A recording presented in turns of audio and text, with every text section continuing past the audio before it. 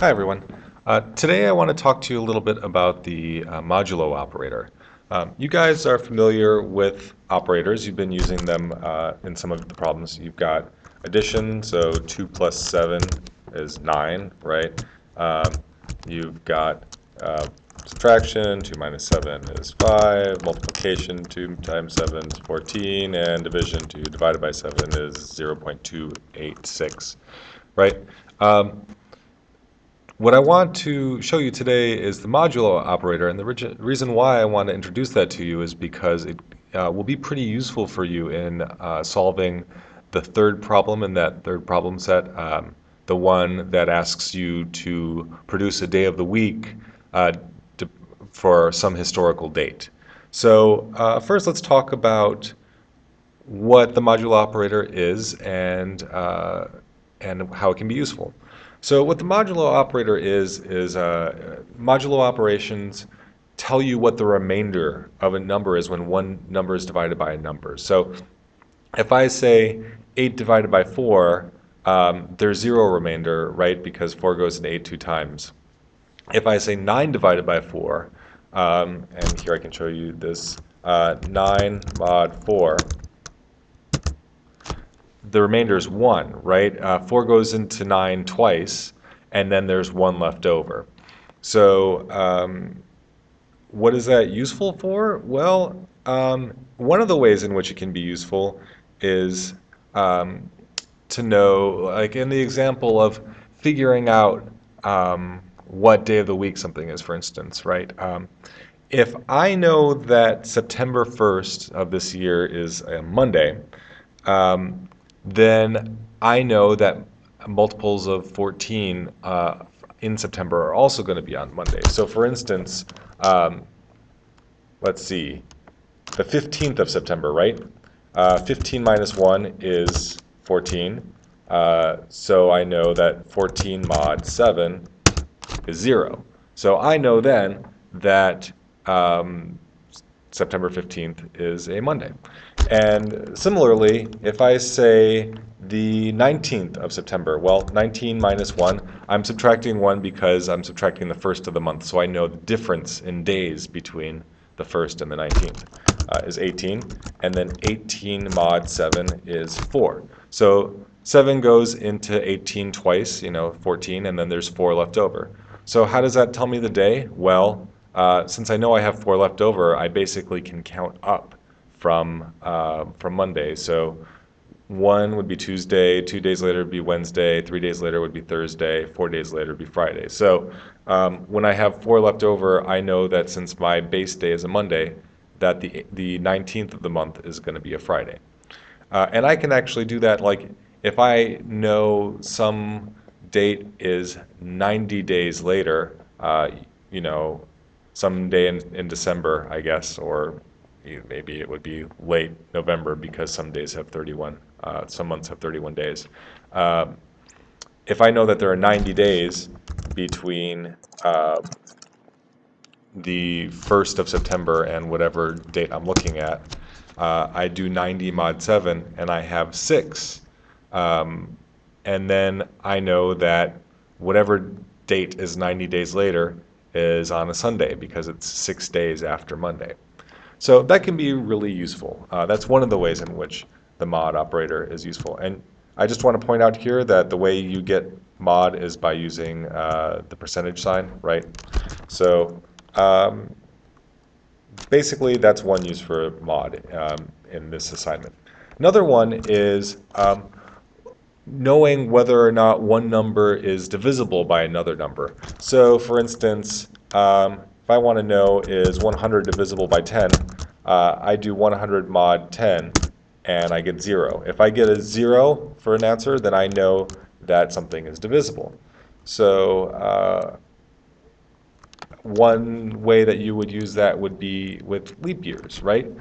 In order to figure out this assignment, in order to complete it, you're going to have to determine whether or not the year that you're looking at is a leap year.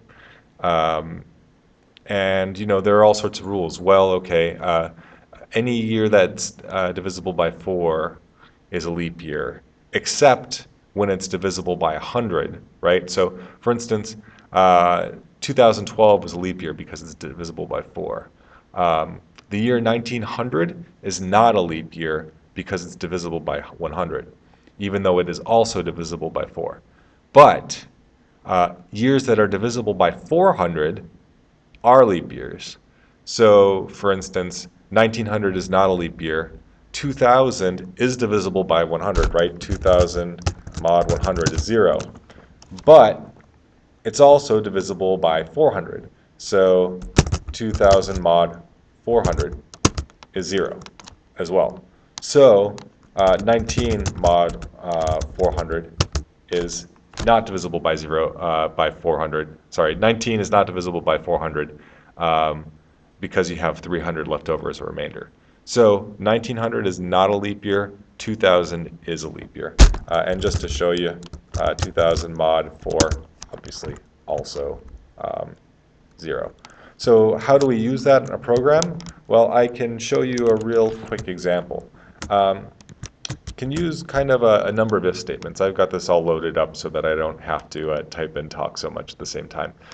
Basically, this first line here, it takes a year, it creates a year variable and asks the user to type in a year. I convert that to an integer because I want to do math on it.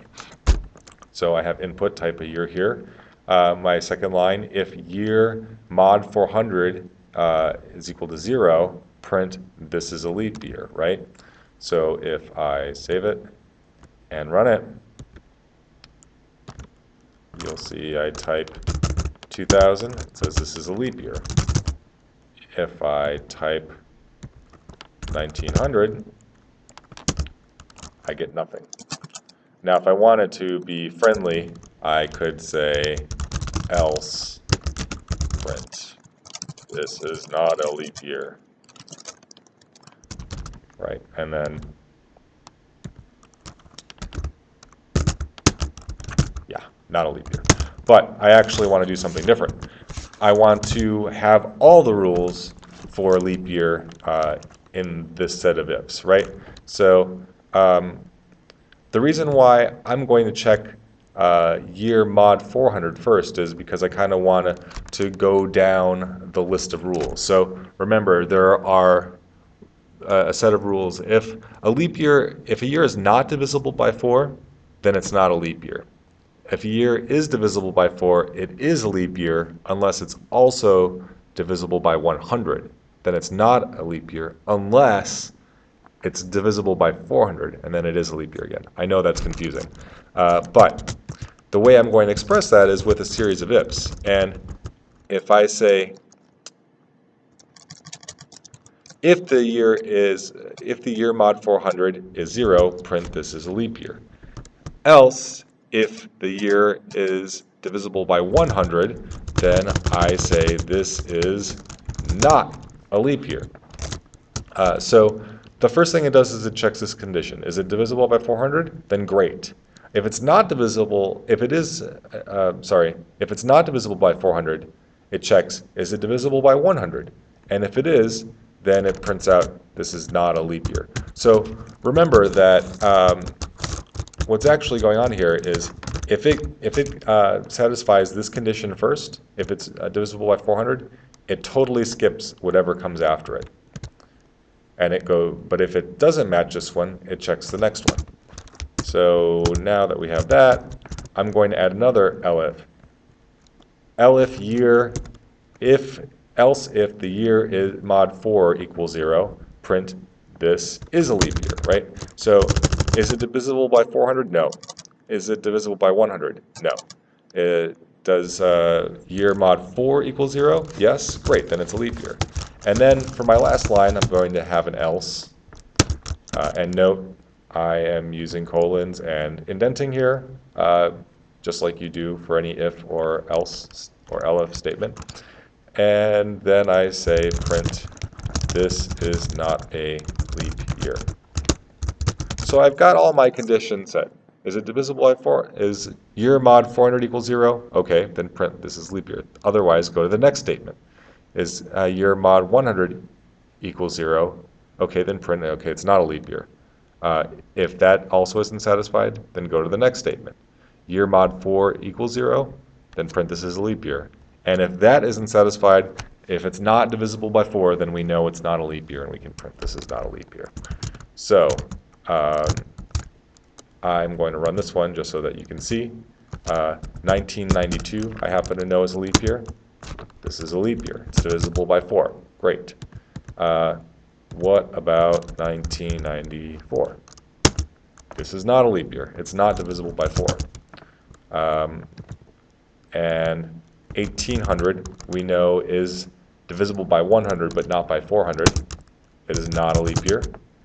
And 1600 we know is divisible by 400, right? It goes, 400 goes into 1600 4 times. And this is a leap year. So my program works the way I expected it to. You're going to have to use similar logic to figure out your leap years for this assignment. So I think I've given you a pretty good introduction to the mod operator. This is the syntax you'll use. The first number is the year that you want to know is divisible by the next number, or want to know what the remainder is when you divide one number by another. One thing I want to point out that I don't think I mentioned already is when you do when you're checking remainders, like 3 mod 7, 7 goes into 3 0 times, right? And then there's 3 left over, so 3 mod 7 is 3. Similarly, 10 mod 7, 7 goes into 10 once with the 3 remainder, right, is also 3. 7 mod 17, all right, sorry, 17 mod 7, once again, is also going to be 3, right? So your answer, the highest remainder, is going to be 1 less than whatever number you're checking on, right? So you can have 6 as a remainder, so 6 mod 7, we'll have 6 as a remainder, but 7 mod 7 is going to have 0 as a remainder, so it's 0. Anyway, if you have any questions, you can ask. Hopefully this has given you a pretty decent introduction, and it will help you get along the way to finishing up this assignment. Thanks, guys.